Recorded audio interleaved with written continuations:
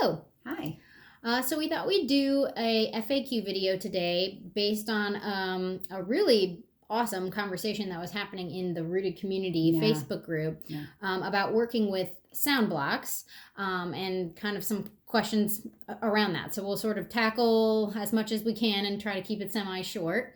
But first we thought we'd address, for those of you who may not know, what exactly is sound block work? Right. So sound blocks is a way of helping children attend to and discriminate and differentiate between sounds. And what you do is absent from letters. And so it's just a listening process. It's kind of all in the verbal language realm as opposed to literacy, which adds letters. Right. And we especially like this work when kids do have a hard time differentiating between sounds. And so what we do is not even just differentiating, but also missing sounds in a word, right? So discriminating between sounds, and then also not processing all the sounds that are there. Right. There's multiple things you could see. So an example might be if you use the word blue, a child might hear this bull as one sound. Right. Okay. So they may have difficulty, noticing and really hearing and separating those differences. Right. And we engage in this work. It's a form of phonological processing practice, but it is done without letters, which makes it a little controversial. Some people think phonological processing always has to be without letters. Some people think it always has to be with letters. The truth is it can be both. If you know anything about us, we probably fall somewhere in the let's do all of it and combine things, as opposed to staying super black and white. So. Yes, and also, but not overdoing things. And not every child needs the same amount of everything, but our goal is for you to know what is helpful, and then we help you determine whether or not your child needs it, and if they do, how much of it. So that's our goal here. It's tricky because, of course, every child is different. What you do with each child and what's beneficial for each child is different depending on their learning needs, their strengths, their weaknesses. So, you have to take everything we say with a bit of okay, let me take that knowledge and differentially diagnose/evaluate my own child and their needs. Right. So, right.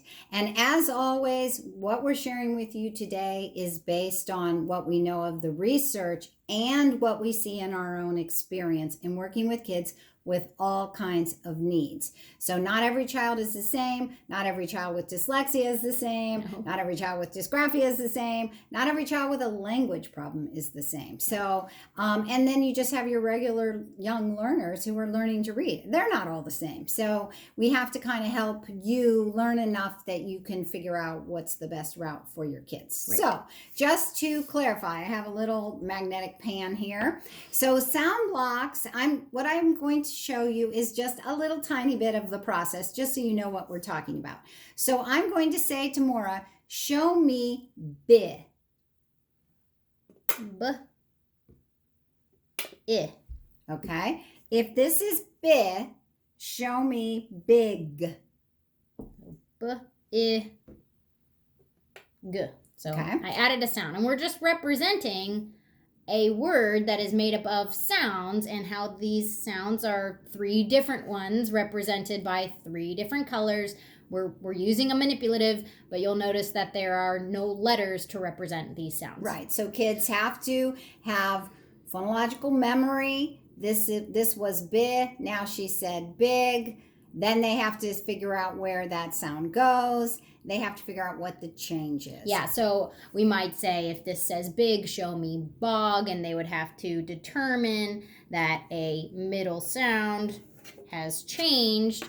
I'm not changing letters, but I am changing a color to represent that now I have a new sound in this word. Right. So she would have said big. And then she would have realized this was the one to change. That's part of our process that we teach you in curriculum that we have in classes that we teach. And especially in pinwheels, okay? Right. So the question is, does every child need this? What if you have a child who's really good with letters but struggles with this? Or if my child needs this, how much of it do they need, etc. And those are the kinds of questions. Yeah, we also had the question of, why even do this kind of practice at all? Why not jump straight to only working with sounds and letters combined, what we often call the sound to letter correspondence type work, sound to letter matching, you might hear us say, grapheme to phoneme, you might hear people say, if we're getting technical. So why is this beneficial? Right. At all? And some programs will think you need to start with this before you add letters. Other programs think you add letters, you never do this. If you notice, if you've used pinwheels, we start with letters. We start with the letter to sound correspondence and we add in this work. Right. Okay. The reason we do it is because of our experience as SLPs. And also what is shown in a lot of research. And there is some research to support this too, although I will say varies for kids. Yeah, and it's very controversial research. This isn't hard and fast research yet. But what we see is there are kids who have such a difficult time really adhering to and processing sounds, just even in their listening system. Their verbal system. That then to try to link those sounds to letters, they're still struggling with that. They also have phonological memory weakness. So we want to kind of be helping them with these memory tasks. And they also need to develop this visual representation of when I hear this sound, it is its own entity. Yeah. First that. And then eventually that sound, even with its slight variations from word to word, that sound is represented by this letter or letters. Yeah. Okay. There are many struggling learners who struggle with what we call phonological processing, which is processing sounds to the point that letter information, this visual symbolic information, which is really what letters are, they're symbols that represent information, actually can interfere with their ability to really be using that phonological processing along with those letters, which is what we ultimately want. We want phonological processing mapping on to their symbolic information so that all of it is efficiently occurring at the same time. However, what often happens is when one is weak, my sound processing is weak, I'm now like attaching all of my attention to only what I'm visually seeing, such that I'm kind of bypassing important sound information, which will result in correct reading, correct spelling, correct writing, etc. So for those kinds of kids, this kind of work is very important. Right. So we usually try it with all kids. We persist based on the student's needs. Yes. We want you to know about it, have it in your repertoire, use it a little bit, okay? Oh, and we always like to say too, is that often if you're seeing a lot of difficulty doing this kind of task, it's an indication that the task is needed, that it's a skill that needs practice, you need to be engaging in it. That being said, with a caveat of how do you do that in a way that is productive and helpful and not resulting in, destructive learning, basically. Right. That's all tears and all anger and failure, right? And I will say, and I say this to kids or to parents who work with kids, this can be kind of headache inducing. Yeah. This is tough stuff. If I'm saying, say the word spat, now if that's spat, show me slat.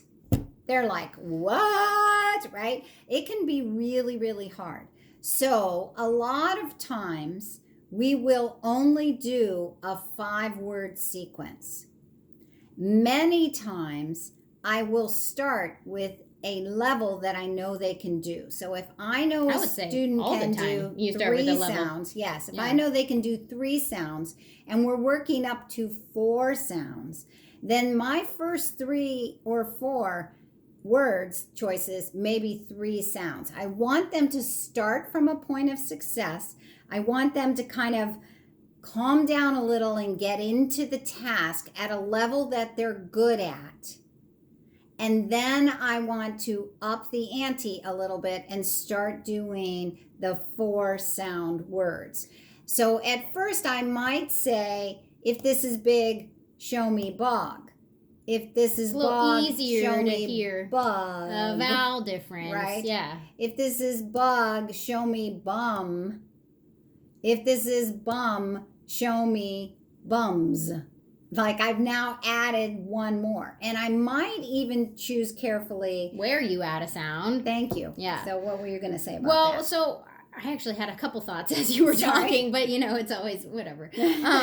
Yeah, so I mean, again, we're not going to get into the nitty gritty of exactly all the ways in which you do this and facilitate this task. We have other resources for you for that, but it is easy. What I wanted to say is it's easy as an educator to think that where I need to be working is right where what's hard for them.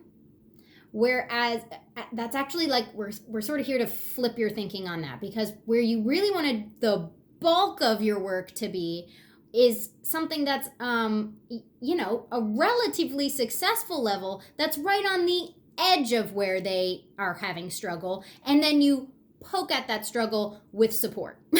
That is actually where kids learn best. That's their best. That's what educators like to call that zone of proximal development. Right. If you're gonna get all wordy here, that is where they learn best. You're having success. You're in the task. You're engaging with it. You're understanding the process. Boy, you don't learn anything if you're not understanding and being successful with a process, right? Before you're then asked to now apply that process to a challenge, okay?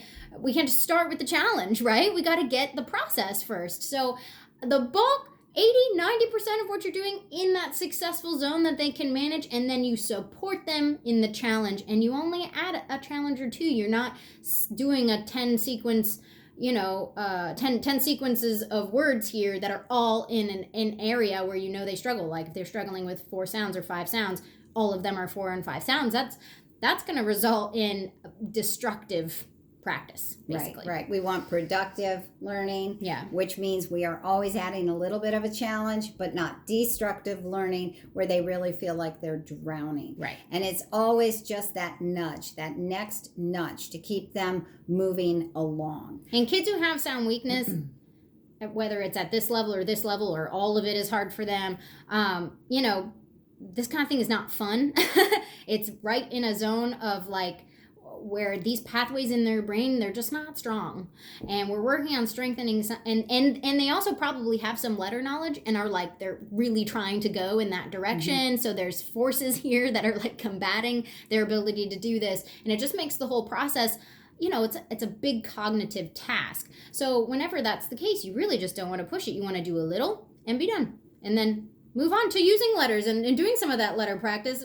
That's where our goal is anyway. Our goal is the letter work. So then you might say, well, if the letter work is at, one of the questions was, if letter work is happening blending 5 sounds, but block work is at 3 sounds, why am I doing block work at 3 sounds when letter work's already beyond that? And first of all, if your child's really good with block work, it's just not that hard for them. It kind of tends to keep up with where they are in their letter work. They don't need to be doing it all the time. No. And if you notice, when people tell me their kids are struggling a lot, I often recommend more of this block work, because I feel like it gets to the heart of some of what our kids need when they are really, really at this struggling level. And there's people in the Rita community who are attesting to that when they started doing more of this kind of work, they started seeing more breakthroughs. And we see that with our students as well. But one of the things you wanted to note is that it's common, and in fact, more typical to see this block work level lag behind what they can do with grapheme letter symbolic work, right? So if they're reading and blending 5 sound words when they're looking at letters and actual words and spelling with those words, that is amazing. Great. Yeah, we love it. And we would probably expect that they are more at a 3 and 4 sound level when it comes to this kind of sans letter work, right? This phonological processing block work. And if you're doing pinwheels, you'll see that we start progressing to doing kind of syllable chunks and then sounds within syllable chunks. I mean, we're really constantly working on this processing. If you think about it, if you were going to write an unknown word, you are putting letters down, but you are also already chunking, processing what's within a chunk, having a sense of how many sounds need to be represented within that chunk. Like, these are all skills that are a part of the whole process. And this could be a piece that your child really needs. And it could be a piece that they're already very strong at. So does every child need it? I like to do it a little bit with every child, kid. and then determine based on how successful or easy it is for them whether they really need any more of it. Is it my priority over getting that sound to letter connection? No, it isn't. It never is. And that's why you only see it once in a while. It's not constantly in pinwheels. You know, it's not one of those regular practices that you see in pinwheels, but it is a periodic practice with a periodic reminder that you may have a student who needs to do this more often. So yeah, so to the how much, you know, I would say at most, we really don't recommend it more than, if you're doing it every day, like 5 minutes of it every day. I wouldn't even be doing it every day. I might be doing it more like 3 times a week at the beginning of engaging in this practice, and that would fade to maybe once or twice a week over time. Now, I will tell you, I may have students who I think are pretty severe, and we will go through a season of them doing 5 words every day for a few months. We might go through a season like that. We do cycles of that kind of thing in education all the time. Yeah, sure we do. And that level of intensity isn't something that we sustain over years and years. Right. And we're constantly evaluating, is there still a need for this? You know, this comes to the heart of the struggle of writing a program. Because no matter what we do, what all of us want is an individualized program that's written for us and fully created. And it's absolutely impossible for us to give you, right? It's impossible.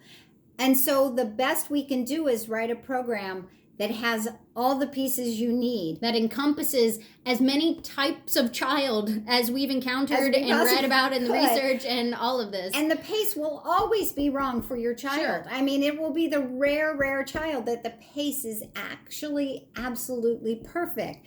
And that's why we have all the videos and all the classes and all the ways that we keep trying to educate you. Because you actually, no matter what, have to be the one who's deciding, but what's really right for this child? We need you to be able to make those modifications, those differentiations.